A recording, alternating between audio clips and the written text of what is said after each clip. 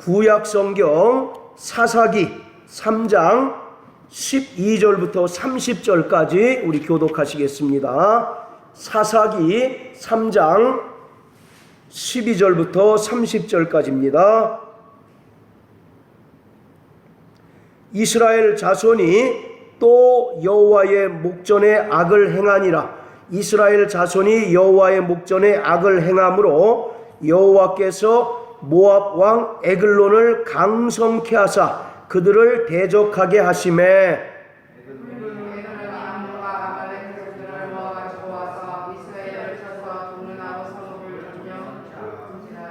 이에 이스라엘 자손이 모압 왕 에글론을 18년을 섬기니라.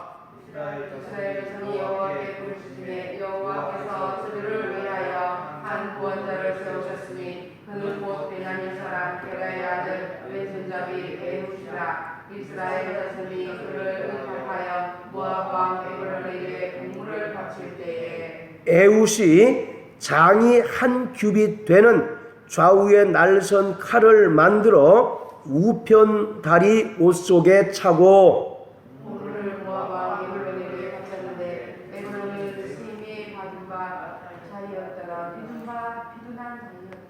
에훗이 공물 바치기를 마친 후에 공물을 메고 온 자들을 보내고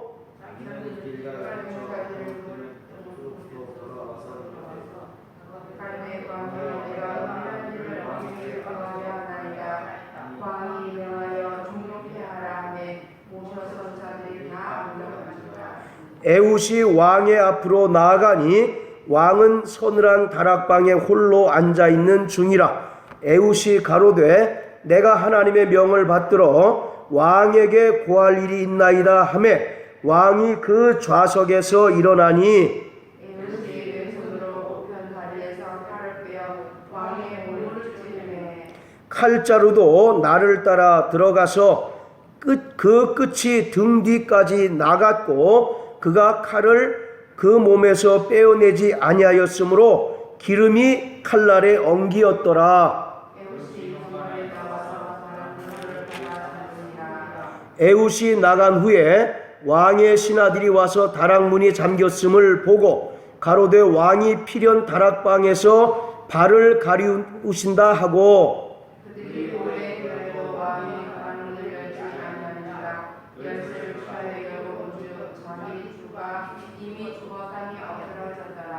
그들의 기다리는 동안에 에훗이 피하여 돌 뜨는 곳을 지나 스이라로 도망하니라. 그가 이르러서는 에브라임 산지에서 나팔을 불매 이스라엘 자손이 산지에서 그를 따라 내려오니 에훗이 앞서 가며 무리에게 이르되 나를 따르라. 여호와께서 너희 대적 모압 사람을 너희 손에 붙이셨느니라 하매 무리가 에훗을 따라 내려가서 모압 맞은편 요단강 나루를 잡아 지켜 한 사람도 건너지 못하게 하였고 그들이 모압 사람을 하면 가량을 죽였으니 다 역사에 용사라 사람도 피하지 못하였더라. 그날에 모압 사람이 이스라엘의 수하에 항복하매 그 땅이 80년 동안 태평하였더라. 아멘. 우리는 성경에서 하나님을 발견한 자입니다. 또 하나님께서 보내신 예수를 성경을 통해서 만난 자입니다. 그래서 요한복음 5장 39절에 보면 너희가 성경에서 영생을 얻는 줄 알고 성경을 상고하거니와 이 성경은 나에 대해서 예수에 대하여 증거하느니라 말씀하고 있습니다. 이처럼 오늘 우리는 이 성경을 통해서 하나님을 발견하고 하나님께서 보내신 독생자 예수 그리스도를 만남으로써 영생을 얻게 된 것입니다. 요한복음 17장 3절에 보면 영생은 유일하신 참 하나님과 그가 보내신 자 예수 그리스도를 아는 것이다 라고 이렇게 말씀하고 계신데 오늘 우리는 성경을 통해서 하나님을 만나고 또 성경을 통해서 하나님께서 보내신 예수를 만나서 알게 되었고 또 그럼으로써 영원한 생명을 얻게 된 것입니다. 뿐만 아니라 오늘 우리는 이 성경을 통해서 나 자신을 발견할 수 있어야 하는 것입니다. 금방 말씀드린 것처럼 우리는 이 성경을 통해서 하나님과 그가 보내신 예수를 만나고 예수를 아는 자가 되었을 뿐만 아니라 오늘 이 성경을 비추어서 자신을 발견할 수 있는 바로 그러한 자가 되어야 하는 것입니다. 그래서 고린도전서 10장에 바로 이런 말씀이 있습니다. 성경은 우리의 거울이 되어 말세를 만난 우리에게 경계로서 주셨다라고 이렇게 말씀하고 있는 것이에요. 바로 지금으로부터 수천 년 전에 살았던 아브라함의 이야기, 또 모세의 이야기, 또 이스라엘 백성들의 이야기가 우리와 무슨 상관이 있는가라고 이렇게 생각할 수 있겠지만 바로 우리는 구약과 신약 성경을 통해서 자기 자신을 발견할 수 있어야 되는 것입니다. 우리가 특히 여자분들은 이제 그 화장할 때 거울을 봄으로써 자신이 이제 조금 화장이 잘 안 된 곳이 있나를 살피고 또 옷매무새를 이제 확인한 다음에 바로 외출을 하는 것처럼 오늘 우리는 성경을 통해서 하나님을 만나고 또 예수 그리스도를 만날 뿐만 아니라 성경을 통해서 나의 본질을 우리가 만날 수 있어야 하는 것입니다. 나의 본질이 바로 죄인이었고 또 그 죄로 인하여 영원히 살다가 멸망받을 수밖에 없었던 그러한 불쌍한 자를 하나님의 은혜로 말미암아 살려주시고 사망에서 생명으로 또 마귀에게 속한 마귀의 자식이었다가 이제는 하나님의 자녀가 된 바로 나를 발견할 수 있어야 하는 거예요. 그리고 우리는 또 성경을 통해서 우리는 하나님의 은혜 없이는 살 수 없는 자라고 하는 사실을 분명히 깨달을 때 우리가 성경을 제대로 이해하고 또 성경을 제대로 깨달았다라고 이렇게 말씀드릴 수가 있는 것입니다. 그러니까 우리는 은혜 없이는 한시도 살 수 없는 자요 또 하나님의 은혜로 덤으로 사는 인생이라고 하는 사실을 오늘 이 성경을 통해서 분명히 깨닫는 자가 신앙생활을 잘하는 자고 또 하나님 중심의 그러한 신앙생활을 하는 바로 그러한 자다라고 이렇게 말씀드릴 수가 있는 것입니다. 그래서 고린도전서 10장 12절에 보면 너희가 섰다고 생각할 때 넘어질 것을 주의하라 라고 이렇게 이야기합니다. 우리가 지금은 다 하나님의 자녀가 되었고 우리가 다 이렇게 천국을 소망하는 천국 시민권자가 되었지만 우리의 본질이 어떤가를 우리가 분명히 알 때 우리가 겸손할 수 있는 것이에요. 그럴 때 우리가 정말 한없이 우리에게 베풀어 주신 하나님의 그 은혜와 사랑이 크고 감사하다는 사실을 깨닫고 절대로 그 예수의 은혜를 아는 자는 교만할 수 없고 또 예수의 그 은혜를 아는 자는 설렁설렁 또 대충대충 신앙생활 할 수가 없는 것입니다. 그러므로 우리 사랑하는 성도 여러분, 정말 섰다고 생각할 때 넘어질 것을 주의하는 자 되시기를 바랍니다. 우리는 죄악 가운데서 구원받은 하나님의 자녀가 되었습니다. 예수 그리스도의 그 보혈의 공로로 말미암아 우리는 모든 죄에서 자유함을 얻고 또 죄에서 구원받은 하나님의 자녀가 되었습니다. 그러나 우리가 분명히 알아야 될 것은 우리가 이렇게 죄악에서 구원받은 하나님의 자녀가 되었을지라도 이 세상에서 살아가는 동안은 여전히 우리가 죄 속에서 헤매이고 또 악의 수렁에 빠지는 자신을 발견할 수밖에 없는 그러한 연약한 존재라고 하는 사실을 깨달아야만 되는 것입니다. 그래서 여러분들 로마서 7장 24절 25절에 사도 바울이 뭐라고 얘기합니까? 오호라 나는 곤고한 자로다. 누가 이 사망의 법에서 나를 건져내랴. 내 마음으로는 하나님의 법을 즐거워하지만 내 육신은 죄의 법을 섬기노라 라고 이렇게 이야기합니다. 모든 사람들이 존경하고 모든 사람들이 본받기를 사모하는 그 사도 바울조차도 정말 자신이 별 수 없는 존재요 또 하나님의 그 은혜를 따라서는 살 수 없는 자라고 하는 사실을 바로 이와 같이 고백하는 것처럼 오늘 우리가 죄악에서 구원받은 하나님의 자녀가 되었을지라도 이 땅에서 육신의 삶을 살아가는 동안 우리는 여전히 죄 속에서 허우적거리고 또 악의 수렁에 빠진 자신을 발견할 때가 너무도 많다라고 하는 사실을 우리가 분명히 압니다. 그래서 우리는 또 다시 계속 반복적으로 악에 빠지게 되는 그러한 경험을 할 수밖에 없는 바로 그러한 존재라고 하는 겁니다. 여기서 또라고 하는 말이 굉장히 중요한데요. 자, 우리 한번 12절 한번 다 같이 한번 읽어보십니다. 자, 3장 12절 다 같이 시작. 됐습니다. 자, 이스라엘 자손이 또 여호와의 목전에 악을 행했다라고 이렇게 얘기합니다.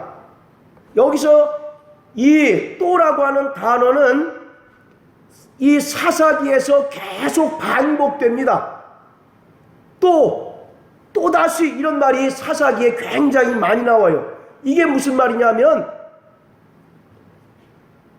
끊임없이 바로 이 또라고 하는 말이 반복됨을 통해서 이스라엘의 그 역사 또 인간의 모든 역사는 죄의 악순환이다라고 하는 사실을 우리가 비로소 깨닫게 되는 겁니다. 그리고 실제로 이 사사기를 통해서 우리가 알 수 있는 것은 이스라엘 백성들은 그 구원자 사사가 사라지게 되면 언제 그랬냐는 듯이 또다시 하나님께 범죄하고 타락하게 되는 거예요. 자, 우리 한번 4장을 한번 보세요. 4장. 자, 1절 우리 대성령제 한번 읽으세요. 예, 거기 뭐라고 그랬습니까? 또 여호와의 목전에 악을 행했다. 자, 그리고 6장 1절 한번 읽으세요. 이스라엘 자손이 또 여호와의 목전에 악을 행하였으므로 여호와께서 7년 동안 그들을 미디안의 손에 넘겨주시니. 자, 또 10절 읽으세요. 6장 10절.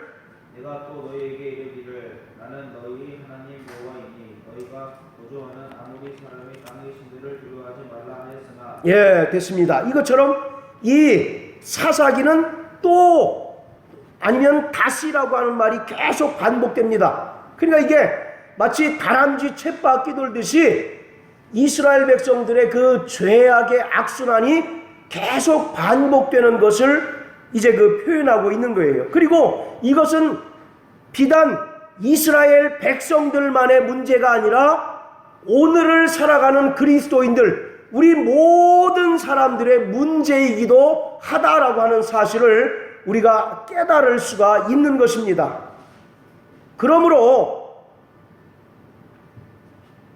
우리는 이 사사기 말씀을 통하여 우리는 주님의 은혜 없이는 참으로 별 수 없는 자라고 하는 사실을 확실히 깨달을 수밖에 없는 것입니다. 우리의 죄는 내 열심이나 또는 노력 아니면 의로운 행위를 통해서 우리가 바로 사함받을 수 있는 것이 아니라 오직 예수 그리스도의 은혜로 우리가 죄 사함받을 수 있다라고 하는 사실을 비로소 알고 깨달을 때 우리에게 간구하는 심령이 비로소 생기게 되는 것입니다.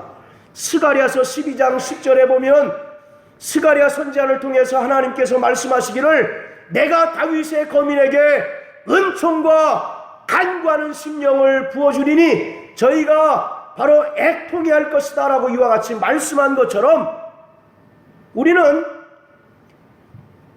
나 자신이 예수의 은혜 없이 살 수 없는 자라고 하는 사실을 깨달을 때 날마다 우리 안에 간구하는 심령 또는 회개의 심령이 이제 생기게 됨으로써 날마다 회개에 성공하는 또 날마다 주 예수의 흘리신 보혈을 의지하여 회개하는 삶을 비로소 살 수가 있게 되는 것입니다. 오늘 이 사사기의 전체 구조가 5개의 그 주제로 되어 있습니다. 자, 따라하세요. 첫째는 이스라엘의 타락. 그리고 두 번째는 이스라엘의 타락에 따른 하나님의 징계가 나타납니다. 하나님께서 이스라엘 백성들이 타락했을 때 주변에 있는 이방 민족들을 몽둥이로 들어서 그들을 한없이 징계하십니다. 이것이 바로 두 번째 이제 주제고, 세 번째는 뭐냐면 하나님께서 이스라엘을 징계하실 때 이스라엘이 너무 그 징계가 괴로워서 하나님 앞에 이제 회개를 합니다. 그래서 이 회개라고 하는 것이 이제 세 번째 주제고, 네 번째는 하나님께서 이스라엘 백성들이 회개할 때 그들을 구원할 그 사사를 보내주십니다. 그래서 이 사사계는 14명 정도의 그 사사가 나오는데, 여러분들 그 사사 중에 여러분들 잘 아는 그 사사 한 명만 대보세요. 누가 있을까요? 사사. 기드온 아시죠? 기드온. 예. 그리고 삼손 전부 다 이 사사입니다. 이렇게 하나님께서는 이제 사사를 통해서 이스라엘 백성들을 이제 그 구원해 주십니다. 그런데 이스라엘 백성들이 이렇게 구원을 받고 이제 그 다음부터는 하나님의 말씀대로 순종하느냐? 그렇지 않았다는 얘기죠. 다시 그들이 또 타락하게 되었다라는 얘기. 그래서 이 5가지 주제가 계속 반복되는 것이 이 사사기의 전체의 내용이에요. 그런데 한번 잘 보세요. 이 바로 타락과 징계와 회개와 또 구원과 다시 타락하는 것이 비단 이스라엘 백성들만의 문제일까요? 네. 오늘 우리가 하나님의 자녀가 되었고 또 죄 사함 받았다라고 이와 같이 믿음으로 시인하고 고백하는 우리 그리스도인들의 모든 문제이기도 하다라고 하는 겁니다. 그러니까 결론은 뭐냐면 우리가 날마다 예수의 은혜를 의지하지 않고서는 우리는 끊임없이 범죄하여 타락할 수밖에 없는 별 수 없는 존재다라고 하는 사실을 이 사사기는 우리에게 바로 아주 자세하게 설명하고 있는 것입니다. 자, 우리 사사기 3장으로 이제 돌아가서요. 자, 사사기 3장 13절에 보면 12절에 보면 아까 우리가 읽었던 것처럼 이스라엘이 하나님 목전에서 이제 악을 행합니다. 여기서 악이라고 하는 것은 주로 우상 숭배에 해당되는 바로 그러한 죄악입니다. 그때 하나님께서 누구를 들어서 이스라엘 백성들을 징계하십니까? 12절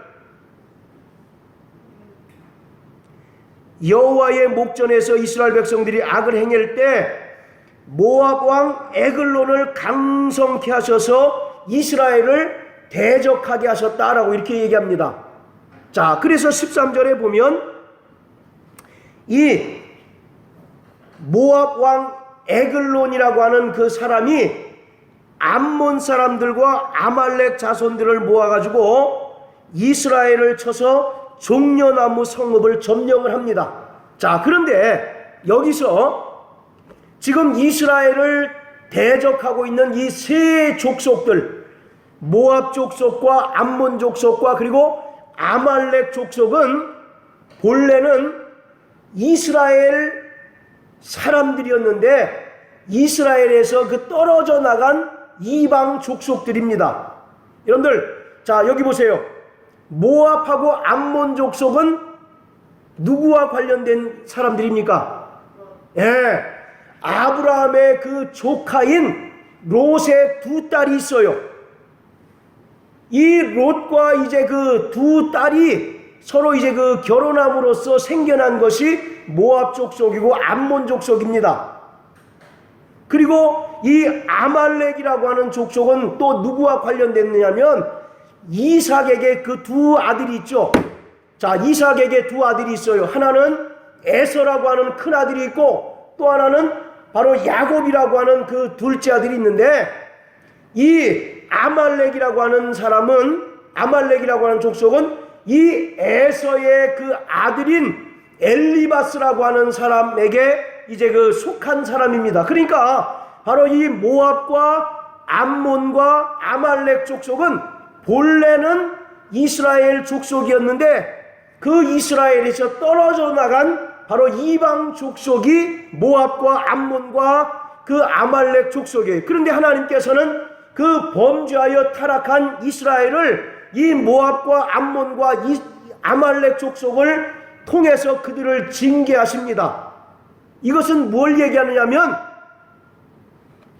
하나님의 은혜를 떠난 이스라엘이 여전히 회개하지 못한 바로 죄악의 산물들을 지금 모압과 암몬과 아말렉이다라고 이렇게 설명하고 있는 것입니다.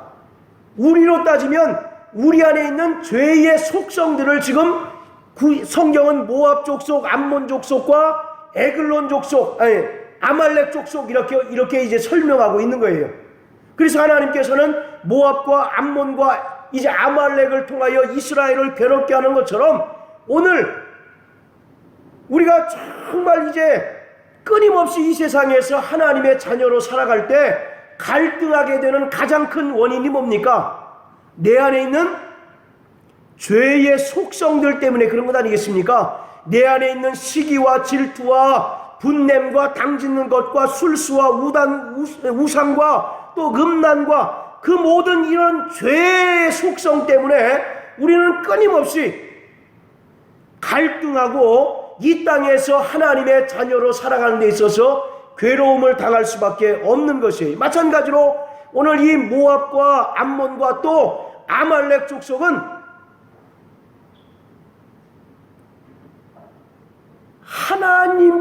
하나님의 은혜를 떠난 이스라엘이 회개하지 못한 죄악의 산물들을 지금 얘기합니다. 자, 우리 한번 사사기 1장을 다 같이 한번 보십시오. 자, 사사기 1장. 자, 19절. 자, 우리 다 같이 한번 읽어보십니다. 자, 시작.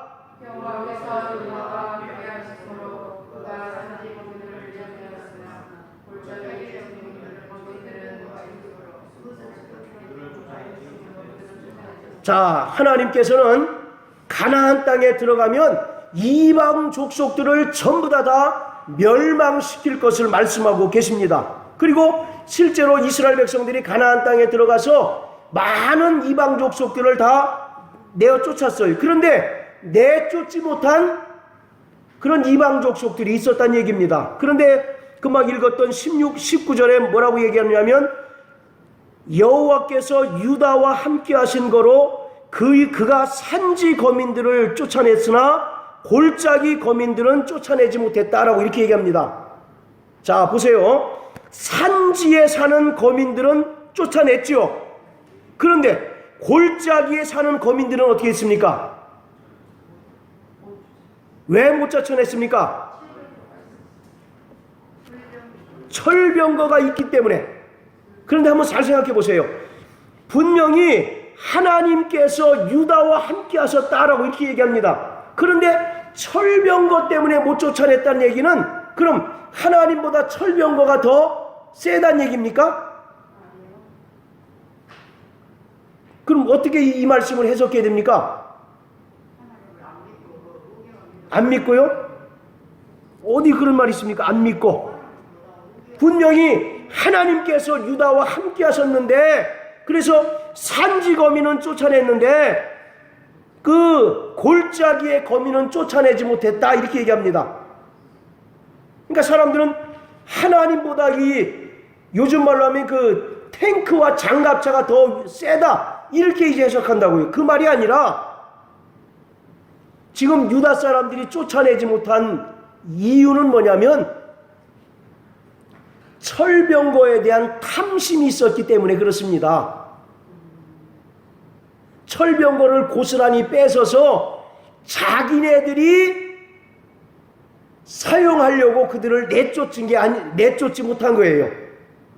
무슨 말씀인지 아시겠죠? 그만큼 그들은 하나님의 그 명령은 다 모든 이방 족속들을 다 내쫓으라고 말씀하고 있는데, 그래서 심지어 하나님께서 그들과 함께 하셨는데 그들 속에 생각하기를 그 철병거에 대한 탐심이 있습니다.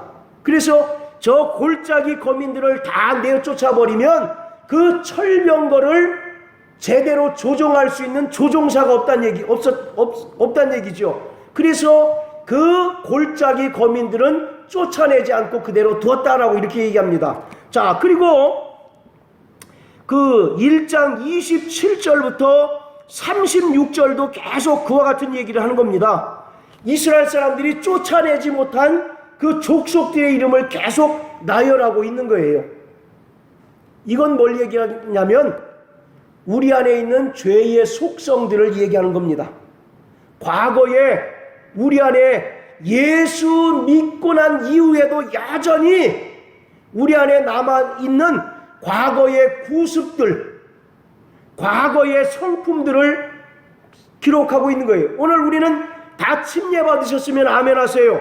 아멘. 침례가 뭡니까? 과거 아담에게 속한 옛사람을 완전히 장사 지내고 이제 물에서 올라와서 예수님과 연합하는 표가, 구원의 표가 바로 침례 아니겠습니까? 그리고 침례 받은 자는 바로 하나님의 말씀을 따라 바로 살아야 된다라고 하는 그런 것을 우리가 정말 누누이 들었고 또 배웠습니다. 그럼에도 불구하고 우리는 여전히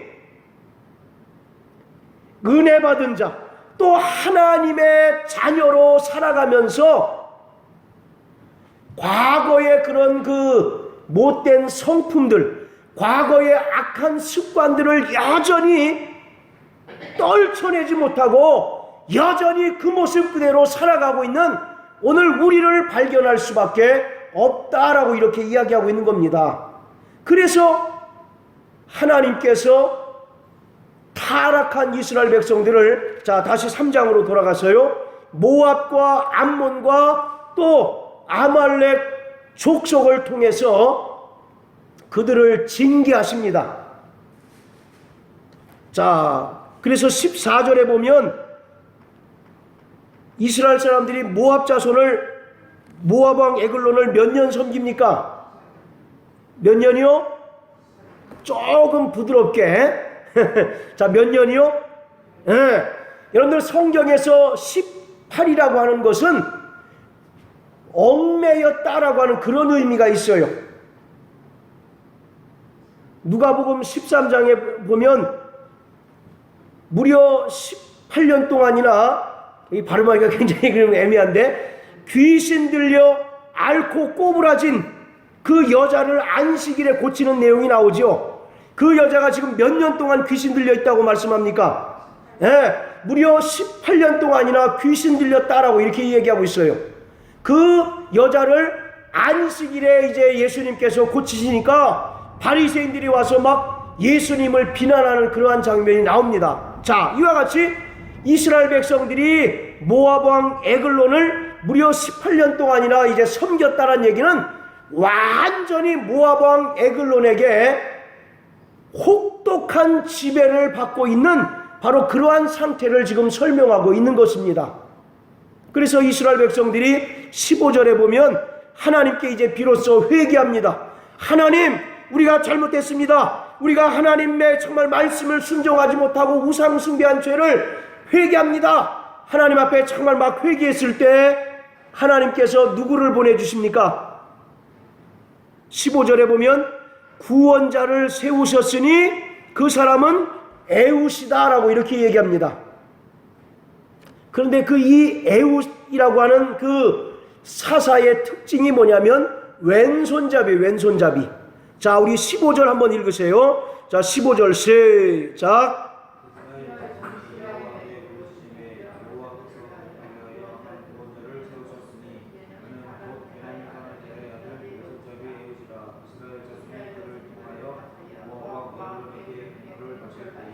예, 자, 이스라엘 백성들이 이제 하나님 앞에 부르짖고 회개할 때 하나님께서 구원자로 에훗이라고 하는 사람을 보내주는데, 이 사람에 대한 설명이 뭐라고 되어 있느냐면 이 사람은 베냐민 사람이요 또 왼손잡이라고 이렇게 얘기합니다.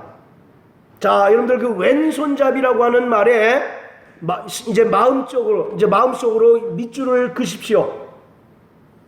여기서 이 왼손잡이라고 하는 것은, 여러분들 그 재미난 것은 베냐민, 이 에훗이 누구 지파 사람입니까? 베냐민 지파 사람인데, 이 베냐민이라고 하는 말은 오른손의 아들, 그런 뜻이에요. 베냐민이 무슨 뜻이라고요? 오른손의 아들. 벤이라고 하는 말하고 야민이라고 하는 말이 이제 그 합쳐진 말이 베냐민인데, 이 말은 오른손의 아들, 그런 뜻입니다. 그런데 이 에훗이라고 하는 사람은 특이하게 왼손잡이, 왼손잡이.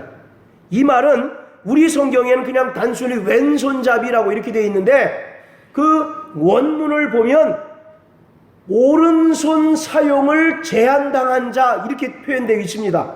본래는 이 에훗이라고 하는 사람은 양손잡이였어요. 양손잡이. 자, 우리 한번 여기 그 사사기 20장 한번 보세요. 사사기 20장.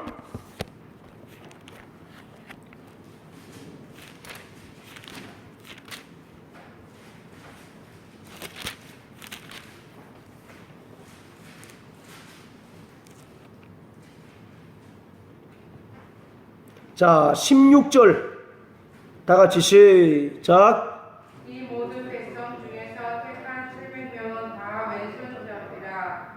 돌매로 돌을 던지면 소리도 틀림없이 없는 자더라. 예, 지금 이 700명은 베냐민 지파 사람의 아주 그 정예병을 얘기를 하는 거예요. 그런데 이 사람들은 전부 다 오른손잡이입니까? 왼손잡이입니까? 왼손잡이에요. 자, 본래 베냐민 사람들의 특징은 양손을 다 잘 사용하는 사람들이에요. 베냐민 지파의 특징은. 근데 유독 왼손잡이라고 하는 것은, 여러분 고대로부터 싸움을 하게 되면 오른손잡이가 싸움을 잘합니까? 왼손잡이가 싸움을 잘합니까? 보통 왼손잡이가 싸움을 일반적으로 잘한다라고 하는 얘기가 있습니다. 그래서 이 베냐민 지파 사람들은 오른손의 아들이라고 하는 그 이름이 있지만 특이하게도 양손을 잘 쓰는 그러한 지파였어요. 그런데 이 베냐민 지파에 속한 부모들이 이제 그 사내 아이가 태어나면 일부러 오른손 사용을 제한을 시킵니다. 왜냐하면 왼손을 유독 잘 쓰는 사람으로 일부러 만들기 위해서 오른손을 제한을 시켜요. 쓰지 못하게 합니다. 그래서 왼손으로 유달리, 그러니까 쉽게 얘기해서 군사훈련을 잘 시키는 거예요. 그래서 사사기 20장에 보면 그 700명의 용사도 물매를 던져서 관역을 적중하지 못한 적이 없다라고 이렇게 이야기합니다. 그러니까 자, 다시 사사기 3장으로 돌아가서 여기서 이 왼손잡이라고 하는 것도 본래는 그 양손을 쓰는 양손잡이인데, 그 부모가 이 에훗이라고 하는 사람을 뭔가 이제 그 좀 뛰어난 그런 그 군사, 뛰어난 그 전사로 만들기 위해서 일부러 오른손 사용을 제한시키고 유달리 왼손을 많이 사용하게 했다라고 하는 그런 뜻입니다. 본래부터 왼손잡이라고 하는 뜻이 아니라. 자, 그런데 문제가 있어요. 여러분들 성경에 오른편 왼편 그런 말씀 있지요. 자, 오른편은 뭘 의미합니까? 오른쪽 장수 하나님의 의를 상징합니다. 그래서 이사야서 41장 10절 우리 대성경제 한번 찾아보세요. 이사야서 다른 분들은 찾지 마시고 41장 10절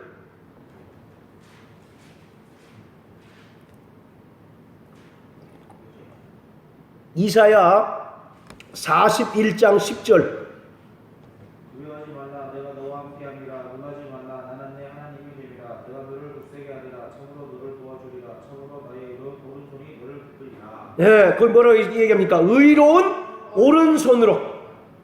아니 하나님이 오른손 있고 왼손 있습니까? 하나님이 손이 필요하신 분이에요? 아니요. 근데 의로운 오른손이래. 그냥 손으로 이렇게 얘기하면 되는데 구태여 의로운 오른손으로 너를 붙들어 주리라 이렇게 얘기합니다. 자, 그리고 예수님께서 이 땅에서 죽으시고 부활하셔서 승천하셨어요. 그것을 어디에 가셨다라고 이렇게 얘기합니까? 마가복음 16장에 보면 하나님 우편에 앉으셨다라고 얘기하잖아요. 네. 생각해 보세요. 하나님이 우편이 있고 왼편이 있어요?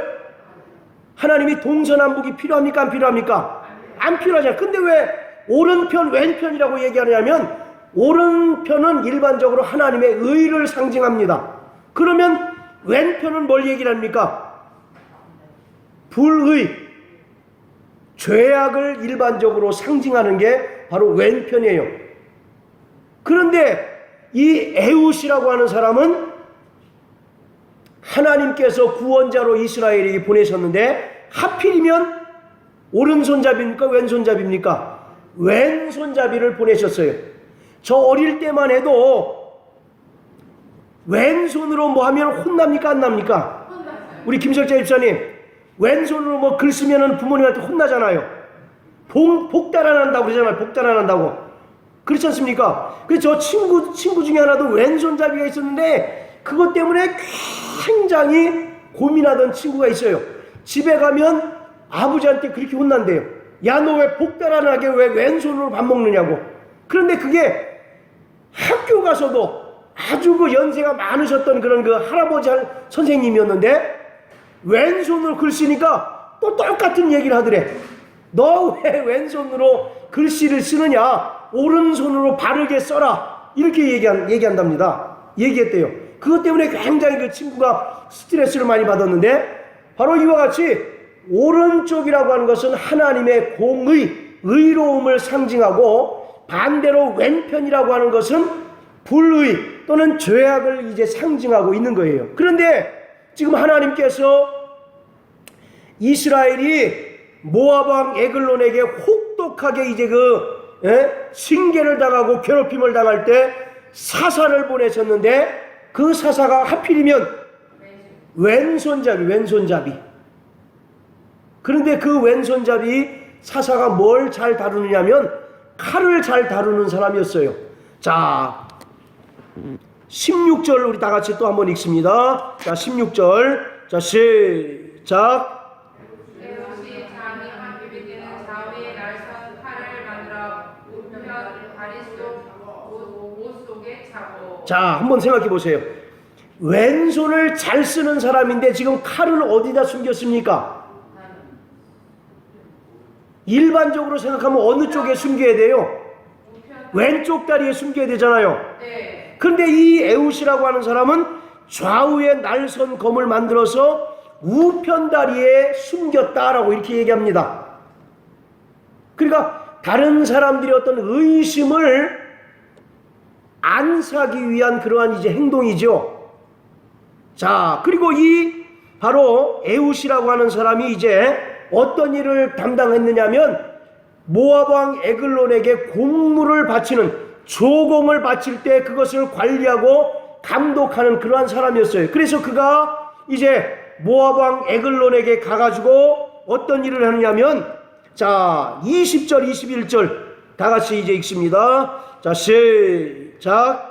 에우시 왕이 앞으로 나아가니 왕은 서늘한 다락방에 홀로 앉아 있는 중이라. 에우시 가로되 내가 하나님의 명을 받들어 왕에게 구할 일이 있나이다 하매 왕이 그 좌석에서 일어나니 에우시 왼손으로 높은 다리에서 칼을 빼어 왕의 몸을 치매 자, 22절.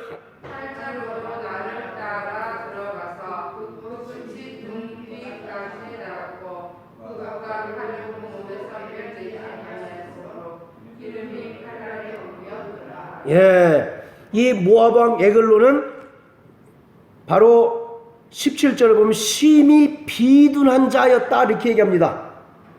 아주 그 뚱뚱한 사람이었다는 얘기죠. 그런데 이 에웃이 몰래 들어가서 왕에게 특별히 할 말이 있습니다라고 이와 같이 이제 속이고 나서 그 에글론에게 들어가 가지고 그 몸을 찔렀는데 그 몸이 반대편까지 이제 뚫고 나올 정도로 이제 그 찔렀어요. 그랬더니 22절에 뭐라고 얘기합니까? 그 칼에 기름이 엉기었다라고 이렇게 얘기합니다. 자, 여기서 이 에웃이라고 하는 존재는 바로 예수 그리스도를 예표하고 있는 사람입니다. 그런데 하필이면 그 사람이 바로 왼손잡이였었고 또 모압 왕에게 조공을 바치는 일을 관리하고 감독하는 바로 그러한 역할을 했던 자예요. 자, 아까 왼쪽이라고 하는 것은 불의를 의미한다라고 말씀을 드렸지 않습니까? 불의한 자처럼 이 땅에 예수가 오셨다는 겁니다. 여러분들 예수가 이 땅에 오실 때 모든 사람으로부터 환영을 받았습니까? 아니면 싫어 버림받으셨습니까? 예, 이사야서 53장에 보면 그는 고운 풍채도 없고 흠모할 만한 아무런 것도 없어서 사람들로부터 싫어버림받았다라고 이렇게 말씀하고 있어요. 오늘 마찬가지로 예수가 이 땅에 오실 때 마치 불의한 자처럼 그리고 가장 연약한 자로 이 땅에 오셨다라고 하는 사실을 바로 왼손잡이 에웃이다라고 이렇게 설명하고 있는 것입니다. 만약에 예수가 왕으로 오셨고 또 화려한 의복과 또 머리에 정말 면류관을 쓰고 왔다면 모든 사람으로부터 이제 존경을 받고 또 영광을 받고 그렇다면 예수는 이 땅에서 죽지 않으셨을 것입니다. 그러나 바로 2000년 전에 유대 땅 베들레헴에 오신 예수는 이 땅에 고난을 당하기 위하여 오셨고 또 죽임을 당하기 위하여 오셨기 때문에 가장 초라한 모습으로 마치 죄인의 모습으로 이 땅에 오셨고 가장 연약한 모습으로 오셨고 그리고 가장 연약한 모습으로 십자가에 달려 죽으셨어요. 그러나 바로 그는 십자가에 달려 죽으시면서 마귀의 사망 권세를 깨뜨려 버리셨습니다. 할렐루야. 바로 이 에웃이 좌우의 16절에 보면 좌우의 날선검을 만들어 우편 다리 옷 속에 찼다라고 하는 말이 있는데 여러분들 좌우의 날선검 성경에서 뭘 얘기합니까? 말씀을 얘기합니다. 히브리서 4장 12절에 보면 하나님의 말씀은 살았고 운동력이 있어서 좌우의 날선 어떤 검보다도 예리하여 우리의 혼과 영과 골수와 관절을 찔러 쪼개기까지 하신다라고 말씀합니다. 또 계시록 2장 12절에 보면 좌우의 날선 검을 가지신 이가 가라사대라고 이렇게 얘기합니다. 바로 이 에웃이 좌우의 날선 검을 우편다리에 차고 다녔다라고 하는 얘기는 예수가 이 땅에 말씀이 육신이 되어 이 땅에 오실 것이다라고 하는 것을 얘기하고 있는 거예요. 그리고 그가 바로 가장 연약한 모습으로 십자가에 달려 죽으셨지만 그 말씀으로 말미암아 마귀의 그 가장 강력한 무기인 사망 권세를 칼로 찔러서 죽였던 것처럼 깨뜨려 버리신다라고 하는 사실을 오늘 이 에웃을 통해서 우리에게 말씀해 주고 있습니다. 자, 그런데 재미난 것은 22절에 보면 자, 그 에웃의 이제 좌우에 날선 검에 기름이 이제 엉겼다라고 얘기합니다. 이 기름은 무슨 기름이겠습니까? 지방덩어리겠죠. 지방덩어리. 그러니까 비만인 사람들은 몸에 몇 프로가 지방이랍니까? 굉장히 그 지방이 많잖아요. 이 지금 모압 왕 에글론은 굉장히 그 비둔한 사람, 비만인 사람이었어요. 그래서 에웃이 왼손으로 그 심장을 찔렀을 때 바로 그 칼에 그의 그 말하자면 그 지방, 기름이 칼에 엉겼다라고 이렇게 얘기합니다. 여기서 이 기름이라고 하는 것은 뭘 얘기하냐면, 자, 우리 시편 119편을 다 같이 한번 보십니다. 자, 시편 119편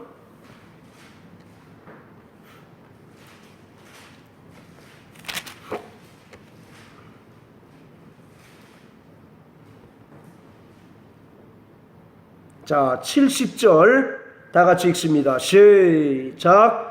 저희 마음은 살쪄 지방 같으나 나는 주의 법을 즐거워하나이다. 자, 다시 한번 시작. 저희 마음은 살쪄 지방 같으나 나는 주의 법을 즐거워하나이다. 예.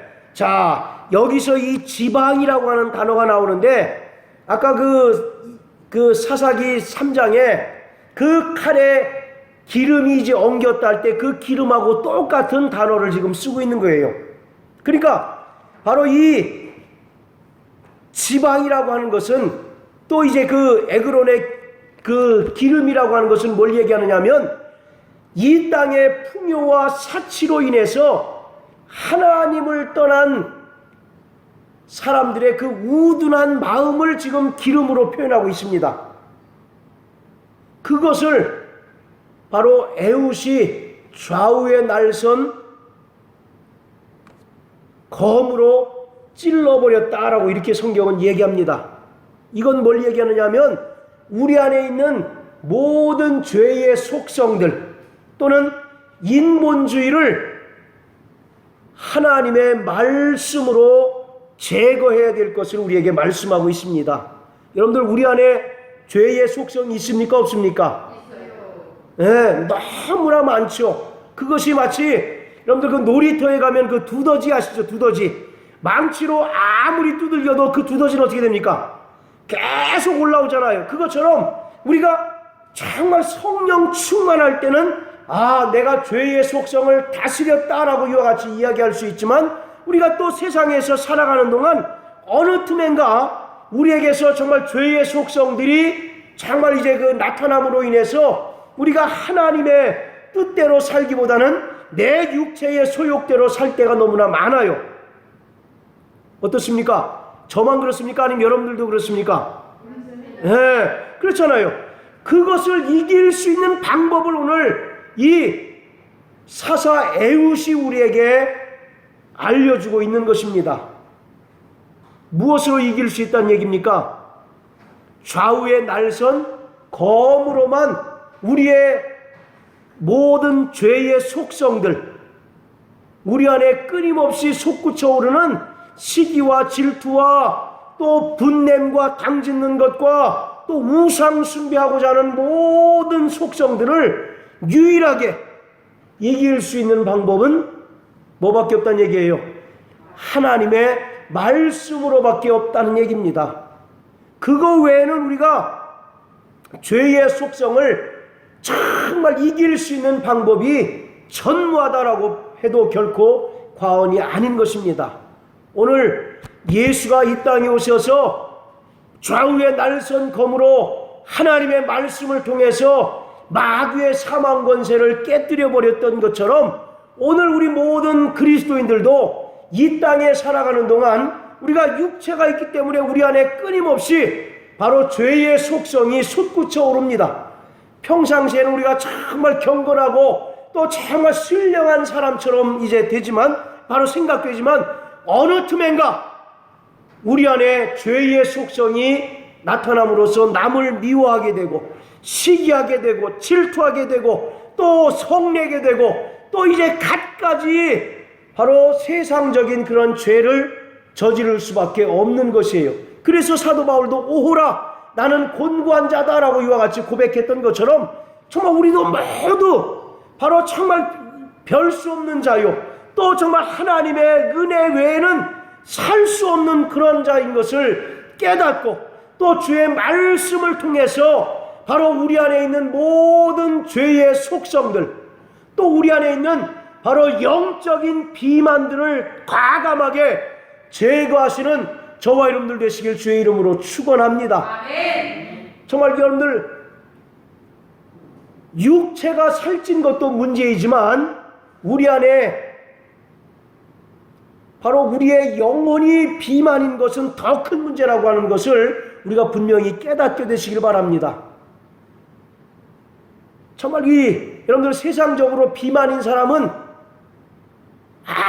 아무리 운동을 해도 살찐다는 사람 있잖아요. 그 사람들 왜 살찌겠습니까? 많이 쳐드시니까 살찌는 거 아니겠습니까? 그러니까 자기가 활동하는 것보다 많이 먹으니까 살찌는 거 아니에요? 네. 그래요, 안 그래요? 맞습니다. 마찬가지로 오늘 정말 영적으로 이렇게 비둔하고 비만인 사람, 그래서 정말 영적인 정말 신령함을 잃어버린 사람은 왜 그러냐? 자꾸 세상의 것을 취하기 때문에 그렇습니다. 하나님의 좌우에 날선 검으로 정말 날마다 자신을 이제 경계하고 날마다 자신을 정말 그 거울에 비춰봐서 내 지금 영적 상태가 어떤가를 정말 날마다 이제 살피고 또 이제 정말 이제 깨어 있어야 되는데 깨어 있지 못하고 자꾸 신앙과 세상의 경계가 허물어져서 세상의 것을 자꾸 취해요. 하나님의 말씀으로 살기보다 자꾸 세상의 것을 취하고 세상의 것을 동경하고 세상의 것을 바라는 그런 마음이 우리 안에 충만하다 보니까 우리는 어느 틈엔가 영적인 비만 상태에 이르게 돼서 하나님께서 아무리 말씀을 통해서 우리를 경고하신다 할지라도 그 경고를 온전히 듣지 못하는 바로 그런 사람이 돼버리고 말았다는 얘기입니다. 자, 다시 한번 119장 70절 한번 읽어보세요. 다 같이 시작. 다 같이 시작. 예, 뭐가 살쪘다고요? 육체가 살이 쪘다는 얘기가 아니라 마음이 살이 쪘다는 얘기입니다. 그런 사람이 기도할 필요성을 느끼겠습니까? 안 느끼겠습니까? 못 느끼죠. 이미 다 모든 것이 다 이런들 어떠하리 저런들 어떠하리 만수산 드렁치기 얽혀산들 어떠하리 이렇게 사는 사람은 절대로 기도의 필요성을 느끼지 않습니다. 또 예배 성공에 대한 필요성을 느끼질 않아요. 왜냐하면 그런 사람들에게는 아쉬울 것이 없기 때문에 그래요. 그런 사람들에게는 뭔가 부족한 것이 없다라고 생각하기 때문에 기도하지 않고 또 정말 하나님의 뜻대로 살려고 몸부림치지를 않습니다. 정말 말씀으로 깨닫게 되시길 주의 이름으로 축원합니다. 오늘 에훗이 정말 그 좌우에 날선 검으로 그 비둔한 모압 왕 에글론을 찔렀을 때에 그 칼에 기름이 엉켜 있었던 것처럼 우리 안에 있는 영적인 비만, 우리 안에 있는 정말 영적인 무감각들을 말씀으로 깨닫게, 말씀으로 정말 제거하시는 저와 여러분들 되시기를 주님의 이름으로 축원합니다. 오늘 베드로는 우리에게 말씀합니다. 만물의 마지막이 가까웠으니 그러므로 너희는 깨어있어 정신 차리라고 말씀하고 계셔요. 오늘 성경을 통해서 또 많은 목회자들을 통해서 우리에게 계속 하나님께서는 경고의 목소리를 이제 보내주십니다. 얘야, 정말 만물의 마지막이 가까웠다. 그러므로 너 정말 그렇게 살아서는 안 되지 않겠느냐라고 계속 우리에게 말씀을 통해서 경고하시고 또 우리에게 말씀을 통해서 바로 신호를 주시건만 우리는 이미 배불렀고 이미 마음이 살쪄 있어서 그런 것에 더 이상 아랑곳하지 않습니다. 지금도 나 신앙생활 잘 하는데요, 지금도 교회 생활 열심히 하는데요. 이렇게 스스로 자기합리화를 하고 스스로 정말 현실에 안주하는 그러한 신앙생활 하는 그러한 사람들이 너무나 많다라고 하는 것입니다. 사랑하는 성도 여러분, 오늘 말씀에 자신의 영혼의 상태를 비춰보셔서 정말 영적인 무감각 또는 영적인 비만에 있는 분들은 과감하게 말씀으로 그 비만을 기름덩이를 제거하시는 자 되시기를 예수 이름으로 축원합니다. 그렇지 않고서는 우리는 영원한 하나님의 나라에 온전히 들어갈 수 없을지도 모릅니다. 제가 요새 계속 그 말세에 대한 얘기들을 많이 드리지 않습니까?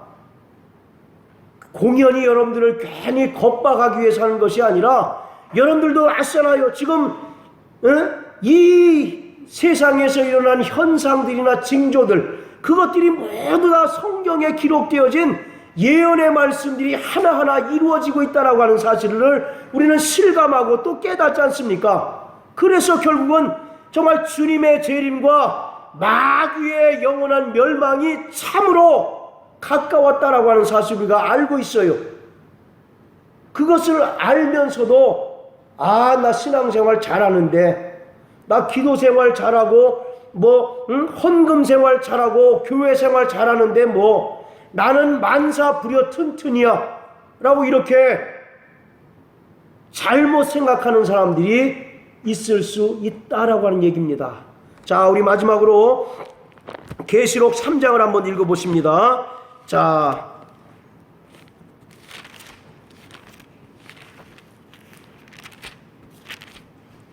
계시록 3장 14절부터 18절까지 우리 다 같이 한번 읽습니다. 좀 긴데요. 한번 천천히 다 같이 한번 읽어보십니다. 시작. 라오디게아 교회의 사자에게 편지하기를 아멘이시요 충성되고 참된 증인이시요 하나님의 창조의 근본이시니가 가르되 내가 내 행위를 아노니 내가 찾도 아니하고 더욱지도 아니하도다. 내가 찾든지 더욱든지 하기를 원하노라. 내가 이같이 미지근하여 더욱지도 아니하고 찾지도 아니하니 내 입에서 너를 통하여 외치리라. 내가 말하기를 나는 부자라 교하여 부족한 것이 없다 하나 내 공부한 것과 가련한 것과 눈먼 것과 벌거벗은 것을 알지 못하는도다.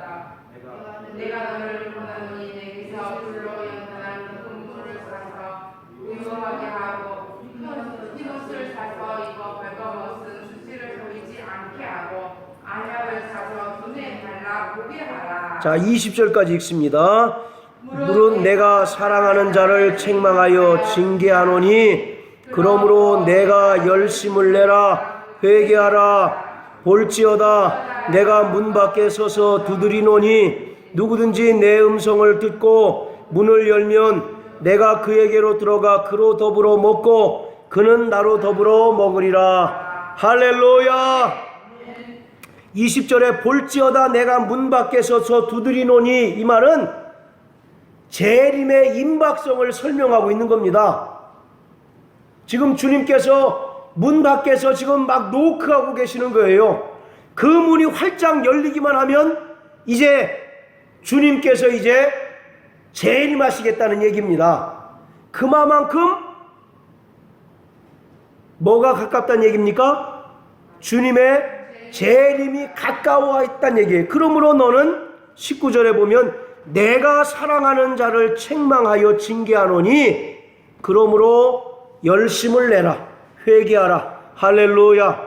바로 오늘 이 라오디게아 교회는 그 아시아에 있었던 7교회 중에 가장 부유한 교회입니다. 그 도시 자체가 굉장히 상업이나 무역이 발달해서 부자인 도시였어요. 그리고 이 교회도 재정이 굉장히 넉넉한 교회였답니다. 그러니까 무엇 하나 부족함이 없는 그러한 교회였어요. 그리고 또 로마로부터의 핍박도 다른 교회들보다 상대적으로 이제 덜 했던 그런 교회가 라오디게아 교회입니다. 그러니까 이 사람들은 안심했던 거예요. 아, 우리가 신앙생활 잘하고 있나 보다. 부족한 게 없으니까요. 아쉬울 게 없으니까. 아, 내가 정말 하나님을 기쁘시게 하는 신앙생활을 하는가 보다. 이렇게 생각했다는 거죠. 근데 예수님께서 뭐라고 말씀하십니까? 17절부터 나는 부자라 부유하여 부족한 것이 없다 하지만 영적으로 보면 참으로 곤고하고 가련하고 가난하고 또 눈멀었고 벌거벗었다라고 이렇게 이야기하고 있습니다. 오늘 이것이 우리의 정말 현실인 것을 여러분들 똑바로 깨달으셔서 정말 날마다 하나님 말씀을 의지하고 또 열심을 내고 회개하는 자 되시기를 주님의 이름으로 축원합니다. 오늘 우리 안에 있는 정말 영적인 비만을 제거하세요. 나는 뭐 이렇게 우리 정인남 성도님 홀쭉하고 뭐 비만이 아닌데 영적으로 비만인 것을, 영적으로 정말 무감각한 것을 정말 과감하게 말씀으로 도려내라는 겁니다. 좌우의 날선 검과 같은 예리한 말씀으로 그것을 도려내지 않으면 내 영혼이 살 수가 없고 내가 끝까지 하나님의 은혜와 믿음으로 살아갈 수가 없는 것입니다. 그러므로 정말 주의 말씀을 의지하셔서 그 말씀을 통해